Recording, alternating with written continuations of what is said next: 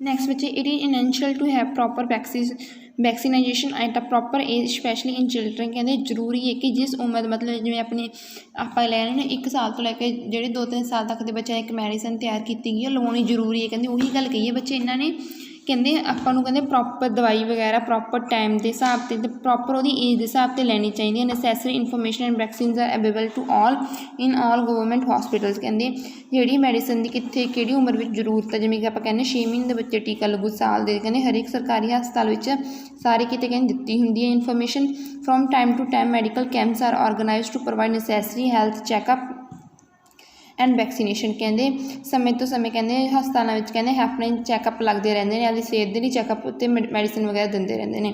Plus polio programme ਬੱਚੇ is a world wide campaign to fight against polio disease. ਕਹਿੰਦੇ ਇੱਕ time ਨਾਲ polio dishes ਇੰਨੀ ਜ਼ਿਆਦਾ ਹੋ ਗਈ ਸੀਗੀ ਕਿ ਮਤਲਬ ਜੇ ਘਰ ਵਿੱਚ 3 ਬੱਚੇ ਸੀ ਤਾਂ ਉਹਨਾਂ ਨੂੰ ਇੱਕ ਬੱਚੇ ਨੂੰ ਪੋਲੀਓ ਤੋਂ ਸਫਰ ਕਰਦੀ ਹੁੰਦਾ ਸੀ। ਕਹਿੰਦੇ ਫਿਰ ਇਸ ਤੋਂ ਬਾਅਦ ਕਹਿੰਦੇ ਫਿਰ ਮਤਲਬ ਜਿਹੜੇ ਲੋਕਾਂ ਨੂੰ ਸੀ ਉਹਨਾਂ ਨੂੰ ਇਸ ਦੇ ਪ੍ਰਤੀ ਜਾਗਰੂਕ ਕਰਾਇਆ ਗਿਆ। ਅਤੇ ਕਹਿੰਦੇ ਹੁਣ ਇਹ ਕਹਿੰਦੇ ਇਹਦੇ ਲਈ ਕਹਿੰਦੇ ਸਾਰੇ ਸੰਸਾਰ ਵਿੱਚ ਕੀ ਹੈ ਇਹਦੇ ਅਪੋਜ਼ਿਟ ਮਤਲਬ ਇਸ ਬਿਮਾਰੀ ਦੇ ਲੜਨ ਲਈ ਕੈਂਪ ਲਗਾਏ ਜਾਂਦੇ ਨੇ।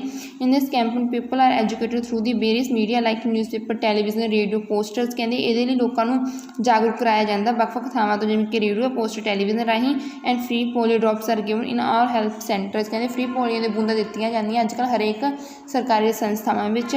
Polio drops are actually a vaccine given by orally to children. ਕਹਿੰਦੇ ਇਹ ਉਹ ਮੈਡੀਸਨ ਆ ਜਿਹੜੇ ਬੱਚਿਆਂ ਨੂੰ ਜਨਮ ਸਮੇਂ ਜਾਂ ਜਿਹੜਾ ਬੱਚਾ ਬੋਲਣ ਵੀ ਨਹੀਂ ਲੱਗਦਾ ਉਸ ਸਮੇਂ ਦਿੱਤੀ ਜਾਂਦੀ ਹੈ।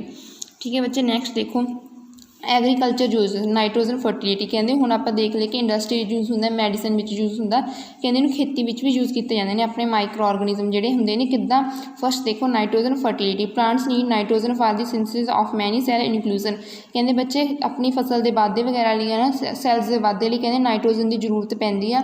ਆਪਾਂ ਖਾਦਾਂ ਜਿਹੜੀਆਂ ਵਗੈਰਾ ਪਾਉਂਦੇ ਨਾ ਉਹਨਾਂ ਵਿੱਚ ਜ਼ਿਆਦਾਤਰ ਨਾਈਟ੍ਰੋਜਨ ਹੀ ਹੁੰਦੀ, ਜਿਹੜੀ ਆਪਾਂ ਜੀਰੀ ਵਗੈਰਾ ਵਿੱਚ ਖਾਦ ਪਾਉਂਦੇ ਹਾਂ ਜਾਂ ਕਣਕ ਵਿੱਚ ਖਾਦ ਪਾਉਣਾ ਉਹਨਾਂ ਵਿੱਚ ਜ਼ਿਆਦਾਤਰ ਨਾਈਟ੍ਰੋਜਨ ਹੁੰਦੀ ਹੈ। Plants can not observe nitrogen from the atmosphere like oxygen and carbon dioxide.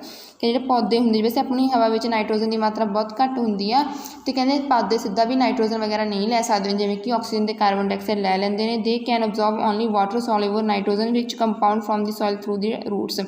ਕਹਿੰਦੇ ਜਿਹੜੇ ਪੌਦੇ ਹੁੰਦੇ ਨੇ ਸਿਰਫ ਜਿਹੜੀ ਪਾਣੀ ਦੇ ਵਿੱਚ ਘੁਲੀ ਹੋਈ ਨਾਈਟ੍ਰੋਜਨ ਹੁੰਦੀ ਆ ਉਹ ਆਪਣੀ ਜੜ੍ਹਾਂ ਰਾਹੀਂ ਲੈ ਸਕਦੇ ਹੁੰਦੇ ਨੇ। Conversion of free nitrogen into nitrogen rich compound by microwave called biological nitrogen fixation.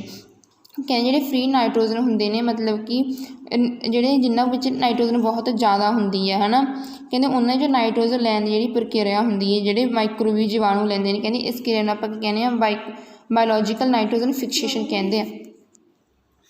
Next cyanobacteria, ਜਿਵੇਂ ਕਿ ਇਹਨਾਂ ਨੇ ਗੱਲ ਦਿੱਤੀ ਕਿਹਾ ਗਿਆ ਐਗਜ਼ਾਮਪਲ ਦੇ ਤੌਰ 'ਤੇ ਨੋਸਕੋਟ, ਐਨਾਬੀਨਾ, ਸਪਿਰੁਲਿਨਾ ਐਂਡ ਬੈਕਟੀਰੀਆ। ਠੀਕ ਹੈ, ਬੈਕਟੀਰੀਆ ਵਿੱਚ ਜਿਵੇਂ ਫ੍ਰੀ ਲਿਵਿੰਗ ਦੀ ਗੱਲ ਕੀਤੀ ਇਹਨਾਂ ਨੇ। Clostridium, symbiotic and rhizobium are capable of nitrogen. ਕਹਿੰਦੇ ਕੁਛ ਬੈਕਟੀਰੀਆ ਦੀ ਗੱਲ ਕੀਤੀ ਇਹਨਾਂ ਨੇ ਅਤੇ ਕੁਛ ਹੋਰ ਫੰਗੀ ਵਗੈਰਾ ਦੀ ਗੱਲ ਕੀਤੀ ਹੈ, ਐਗਜ਼ਾਮਪਲ ਦਿੱਤੀਆਂ। ਕਹਿੰਦੇ ਜਿਨ੍ਹਾਂ ਵਿੱਚ ਕਿ ਨਾਈਟ੍ਰੋਜਨ ਫਿਕਸ ਹੁੰਦੀ ਹੈ। ਦੇ ਦਸ increase the and nitrogen and fertility ਮਤਲਬ ਹੈ ਨਾਈਟ੍ਰੋਜਨ ਫਰਟੀਲਿਟੀ ਆਫ ਸੋਇਲ।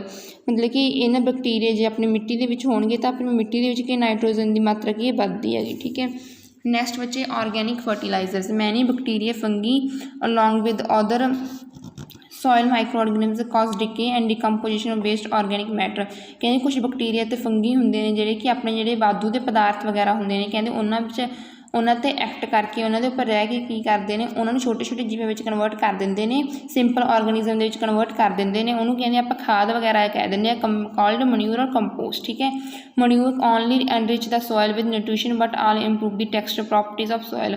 ਕਹਿੰਦੇ ਜਿਹੜੀ ਇਹ ਮਨਿਊਰ ਜਾਂ ਖਾਦ ਹੁੰਦੀ ਹੈ ਸਿਰਫ ਔਰ ਸਿਰਫ ਇਹਦੇ ਵਿੱਚ ਪੌਸ਼ਟਿਕ ਤੱਤ ਹੀ ਨਹੀਂ ਵਧਾਉਂਦੀ, ਕਹਿੰਦੀ ਉਹਦੀ ਜਿੰਨੀ ਵੀ ਮਤਲਬ ਉਹਦੀ ਸ਼ਕਤੀ ਉਪਜਾਊ ਸ਼ਕਤੀ ਵਗੈਰਾ ਹੁੰਦੀ ਕਹਿੰਦੇ ਉਹਦੇ ਵਿੱਚ ਵੀ ਕੀ ਇਹ ਵਾਧਾ ਕਰਦੀ ਹੈ, ਮਿੱਟੀ ਨੂੰ ਵੀ ਵਧੀਆ ਕਰਦੀ ਆ।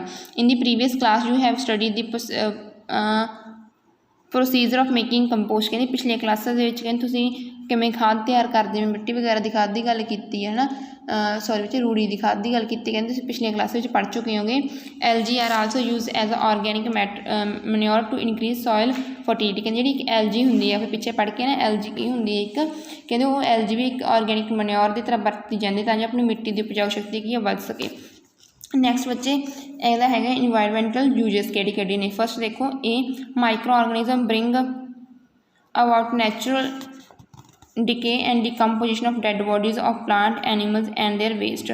ਕਹਿੰਦੇ ਜਿਹੜੇ ਮਾਈਕਰੋ ਆਰਗੈਨਿਜ਼ਮ ਜਿਵੇਂ ਉੱਪਰ ਆਪਾਂ ਬੱਚੇ ਪੜ੍ਹ ਕੇ ਆਏ ਹੈਗੇ, ਆਪਾਂ ਕਿਹਾ ਸੀ ਨਾ ਜਿਹੜੇ ਮਾਈਕਰੋ ਆਰਗੈਨਿਜ਼ਮ ਹੁੰਦੇ ਨੇ, ਕੋਈ ਡੈਡ ਆਰਗੈਨਿਜ਼ਮ ਪਿਆ ਹੋਵੇ ਹੈ ਨਾ, ਉਹਦੇ ਉੱਪਰ ਐਕਟ ਕਰਕੇ ਉਹਨੂੰ ਸਿੰਪਲ ਦੇ ਵਿੱਚ ਕਨਵਰਟ ਕਰ ਦਿੰਦੇ ਨੇ, ਜਿੱਥੋਂ ਕਿ ਸਿੰਪਲ 'ਚ ਬਣਦਾ ਆਪਣੇ ਕੋਲ। ਜਿਵੇਂ ਬੱਚੇ ਕੋਈ ਵੀ ਚੀਜ਼ ਲੈ ਦੇਖੋ ਤੁਸੀਂ, ਇੱਦਾਂ ਦੇਖੋ ਕਿ ਤੁਸੀਂ ਇੱਦਾਂ ਦੇਖੋ ਕੋਈ ਚੀਜ਼ ਨਾ ਗਲੀ ਸੜੀ ਪਈ ਆਪਣੇ ਕੋਲ, ਤੁਸੀਂ ਇੱਦਾਂ ਕੋਈ ਵੀ ਚੀਜ਼ ਲੈ ਕੇ ਚੱਲੋ ਕਿ ਕੋਈ ਬੋਡੀ ਪਈ ਹੈ, ਠੀਕ ਹੈ, ਡੈਡ ਆਰਗੈਨਿਕ, ਅਤੇ ਉਸ ਨੂੰ ਆਪਾਂ ਮਿੱਟੀ ਵਿੱਚ ਦਫਨਾ ਦਿੰਦੇ ਹਾਂ, ਜੇ ਆਪਾਂ ਮਤਲਬ ਕਿਸੇ ਇੱਕ ਥਾਂ 'ਤੇ ਰੱਖ ਦੀ, ਕਹਿੰਦੇ ਹੌਲੀ ਹੌਲੀ ਕੀ ਉਹ ਡੀਕੰਪੋਜ਼ ਹੋ ਜਾਂਦੀ, ਠੀਕ ਹੈ, ਉਹਦੀ ਸਕਿਨ ਵਗੈਰਾ ਸਾਰੀ ਗਲ ਜਾਂਦੀ ਹੈ। ਮਤਲਬ ਪਹਿਲਾਂ ਕਿੰਨੀ ਹਾਰਡ ਬੋਡੀ ਸੀ, ਮੁੜ ਕੇ ਬਿਲਕੁਲ ਕੀ ਉਹ ਬਿਲਕੁਲ ਥੋੜ੍ਹੀ ਥੋੜ੍ਹੀ ਰਹਿ ਜਾਂਦੀ ਹੁੰਦੀ ਹੈ, ਠੀਕ ਹੈ। ਇਸ ਚੀਜ਼ ਨੂੰ ਕਹਿੰਦੇ ਹੁੰਦੇ ਕਿ ਆਪਾਂ ਹਾਰਡ ਤੋਂ ਕੀ ਸਿੰਪਲ ਦੇ ਵਿੱਚ ਲੈ ਕੇ ਆਏ ਹਾਂ, ਉਹ ਕੁਛ ਨਹੀਂ ਹੁੰਦਾ ਐਡਾ ਹਾਰਡ ਹੂਡ, ਇੱਦਾਂ ਕਹਿ ਰਹੇ ਹੁੰਦੇ ਨੇ ਇਹ।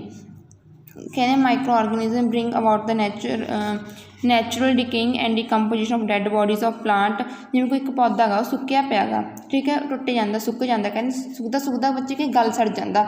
ਉਹੀ ਗੱਲ ਕੀਤੀ ਹੋਈ ਹੈ ਡੈਡ ਤੋਂ ਬਾਅਦ ਉਹ ਕੀ ਸਿੰਪਲ, ਜਿਹੜਾ ਡੈਡ ਹੁੰਦਾ ਉਹ ਕਾਫੀ ਕੰਪਲੈਕਸ ਸਟਰਕਚਰ ਹੁੰਦੀ, ਉਹਨੂੰ ਆਪਾਂ ਨੋਰਮਲ ਤੋੜ ਭੰਨ ਨਹੀਂ ਕਰ ਸਕਦੇ, ਪਰ 2-3 ਮਹੀਨਿਆਂ ਬਾਅਦ ਦੇਖਦੇ ਕਿ ਗਲ ਸੜ ਜਾਂਦਾ ਹੁੰਦਾ, ਜਦੋਂ ਮੀਂਹ ਵਗੈਰਾ 'ਤੇ ਪੈਂਦਾ ਰਹੇ, ਮਤਲਬ ਕਿ ਸਿੰਪਲ ਸਬਸਟੈਂਸਿਸ ਵਿੱਚ ਟੁੱਟ ਜਾਂਦਾ ਹੁੰਦਾ ਗਾ, ਠੀਕ ਹੈ। ਉਸ ਤੋਂ ਬਾਅਦ ਉਹਦੀ ਖਾਦ ਬਣ ਜਾਂਦੀ, ਆਪਾਂ ਖੇਤ ਵਗੈਰਾ ਵਿੱਚ ਪਾ ਸਕਦੇ ਹੁੰਦੇ ਹਾਂ, ਠੀਕ ਹੈ।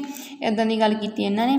ਬਾਏ ਡੂਇੰਗ ਦੀ ਕਲੀਨ ਅਪ ਦੇ ਇਨਵਾਇਰਮੈਂਟ, ਕਹਿੰਦੇ ਕਿ ਜਿਹੜੇ ਕੀ ਹੁੰਦਾ ਗਾ ਜਦੋਂ ਕਹਿੰਦੇ ਇੱਦਾਂ ਕਹਿੰਦੇ ਕਿਸੇ ਚੀਜ਼ ਦੀ ਖਾਦ ਵਗੈਰਾ ਬਣ ਜਾਂਦੀ ਹੈ, ਕਹਿੰਦੇ ਜਿਹੜੇ ਹੁਣ ਐਡੇ ਬੜੇ ਕੰਪਲੈਕਸ ਕੰਪਾਊਂਡ ਹੁੰਦੇ ਸਿੰਪਲ ਦੇ ਵਿੱਚ ਬਣ ਕੇ, ਕਹਿੰਦੇ ਉਹਦੀ ਖਾਦ ਵਗੈਰਾ ਬਣ ਜਾਂਦੀ ਆ, ਤਾਂ ਕਿ ਆਪਣੇ ਇਨਵਾਇਰਮੈਂਟ ਨੂੰ ਆਪਣੇ ਆਸ ਪਾਸ ਨੂੰ ਕੀ ਆ ਸਾਫ਼ ਰੱਖਦੀ ਹੈ, ਕਹਿੰਦੇ ਜੋ ਕਿ ਆਪਣੇ ਲਈ ਇੱਕ ਨੈਚੁਰਲ ਸਵੈਂਜਰ ਮਤਲਬ ਕਿ ਕੁਦਰਤੀ ਸਾਫ਼ ਸਫਾਈ ਰੱਖਣ ਵਾਲੇ ਦਾ ਤੌਰ 'ਤੇ ਕੰਮ ਜੋ ਵਰਤਦੇ ਆਪਾਂ।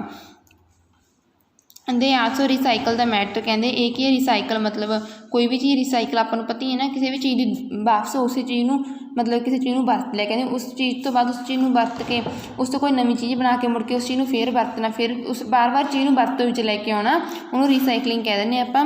Plants absorb simple and soluble inorganic compound from the soil, ਕਹਿੰਦੇ ਜਿਹੜੇ ਪੌਦੇ ਵਗੈਰਾ ਹੁੰਦੇ ਨੇ ਜਿਹੜੇ ਉਹਨਾਂ ਵਿੱਚ ਘੁਲਣਯੋਗ ਚੀਜ਼ਾਂ ਹੁੰਦੀਆਂ ਆਰਗੈਨਿਕ ਕੰਪਾਊਂਡ, ਕਹਿੰਦੇ ਉਹ ਮਿੱਟੀ ਵਿੱਚ ਸੋਖ ਲੈਂਦੇ ਨੇ। ਗੈਸਸ ਫਰੋਮ ਇਨਵਾਇਰਮੈਂਟ, ਅਤੇ ਕਹਿੰਦੀ ਹਵਾ ਦੇ ਵਿੱਚੋਂ ਕਹਿੰਦੀ ਆਪਣੇ ਆਲੇ ਦੁਆਲੇ ਵਿੱਚ ਹਵਾ ਵਗੈਰਾ ਸੌਖ ਲੈਂਦੀ ਹੈਗੀ, ਅਤੇ ਕਹਿੰਦੇ ਨਵੀਆਂ ਕੀ ਹੈ ਫਿਰ ਉਸ ਤੋਂ ਬਾਅਦ ਕਿ ਨਵੇਂ ਕੀ ਆ ਕੰਪਾਊਂਡ ਬਣਾ ਦਿੰਦੇ ਆਪਣੀ ਬਿਲਟ ਅਪ ਦੇ ਕੰਪਲੈਕਸ ਬੋਡੀ, ਕਹਿੰਦੇ ਫਿਰ ਕੀ ਉਹਨਾਂ ਸਰੀਰ ਵਿੱਚ ਵਾਧਾ ਹੁੰਦਾ, ਮਤਲਬ ਕੰਪਲੈਕਸ ਬੋਡੀ ਬਣ ਜਾਂਦੀ ਆ। Microbe bring these inorganic compound and gases back to the soil, ਕਹਿੰਦੇ ਜਦੋਂ ਉਸ ਤੋਂ ਬਾਅਦ ਕਹਿੰਦੇ ਜਿਹੜੇ ਪੌਦੇ ਵਗੈਰਾ ਵਿੱਚ ਸਭ ਚੀਜ਼ਾਂ ਲੈਂਦੀ ਹੈ, ਕਹਿੰਦੇ ਬਾਅਦ 'ਚ ਉਹ ਮਿੱਟੀ ਵਿੱਚ ਕੀ ਆ ਵਾਪਸ ਚਲੀ ਜਾਂਦੀਆਂ। And air by decompose dead bodies to plant and animals, ਕਹਿੰਦੇ ਫਿਰ ਜਦੋਂ ਕੋਈ ਜਾਂ ਪਲਾਂਟ ਵਗੈਰਾ ਗਲ ਸੜ ਜਾਂਦਾ ਹੈ ਨਾ, ਮਿੱਟੀ ਵਿੱਚ ਹੀ ਗਲ ਸੜ ਜਾਂਦਾ, ਕਿ ਇਸ ਤੋਂ ਬਾਅਦ ਕਹਿੰਦੇ ਸਿੰਪਲ ਕੰਪਾਊਂਡ ਵਿੱਚ ਕੀ ਆ ਕਨਵਰਟ ਹੋ ਜਾਂਦਾ, ਕਹਿੰਦੇ ਇਸ ਤੋਂ ਬਾਅਦ ਕੀ ਉਹ ਜਿਹੜੀ ਸਿੰਪਲ ਮਤਲਬ ਕਿ ਖਾਦ ਬਣ ਜਾਂਦੀ, ਫਿਰ ਕਹਿੰਦੇ ਉਹੀ ਕੀ ਹੁੰਦੀ ਫਿਰ ਜਿਹੜੀ ਉਹਨੇ ਸਭ ਕੁਛ ਅੰਦਰ ਲੈਤਾ ਹੁੰਦਾ, ਕਹਿੰਦੇ ਫਿਰ ਕੀ ਉਹ ਹਵਾ ਵਿੱਚ ਕੀ ਘੁਲ ਜਾਂਦੀ, ਜਿਹਦੇ ਕਰਕੇ ਕਿ ਉਹ ਕੀ ਰੀਸਾਈਕਲ ਹੁੰਦਾ ਰਹਿੰਦਾ matter. Micro organism are used in the sewerage treatment plant, sewerage ਨਹੀਂ ਹੈਗਾ ਕੁਛ ਹੋਰ ਆ, sewage treatment plants to purify water, ਕਹਿੰਦੇ ਜਿਹੜੇ ਮਾਈਕਰੋ ਆਰਗੈਨਿਜ਼ਮ ਹੁੰਦੇ ਨੇ ਜਿਹੜੇ ਪਾਣੀ ਵਗੈਰਾ ਨੂੰ ਸ਼ੁੱਧ ਕਰਨ ਵਿੱਚ ਵਰਤਦੇ ਨੇ। The decompose organic matter present in polluted water, ਕਹਿੰਦੇ ਜਿਹੜੇ ਆਰਗੈਨਿਕ ਮੈਟਰ ਵਗੈਰਾ ਹੁੰਦੇ ਨੇ, ਠੀਕ ਹੈ, ਕਹਿੰਦੇ ਜਿਹੜਾ ਪਾਣੀ ਖਰਾਬ ਹੋ ਚੁੱਕਿਆ ਹੁੰਦਾ, ਕਹਿੰਦੇ ਉਹਦੇ ਵਿੱਚ ਡੀਕੰਪੋਜ਼ ਘੁਲ ਵਗੈਰਾ ਜਾਂਦੇ ਨੇ ਅਤੇ ਪਾਣੀ ਨੂੰ ਕੀ ਪਿਊਰੀਫਾਈ ਕਰ ਦਿੰਦੇ ਨੇ। ਬੱਚੇ ਅਦਰ ਇੰਡਸਟਰੀਅਲ ਯੂਜਸ ਦੇ ਵਿੱਚ ਦੇਖਦੇ ਹਾਂ ਹੁਣ ਆਪਾਂ ਕੀ ਹੁੰਦਾ।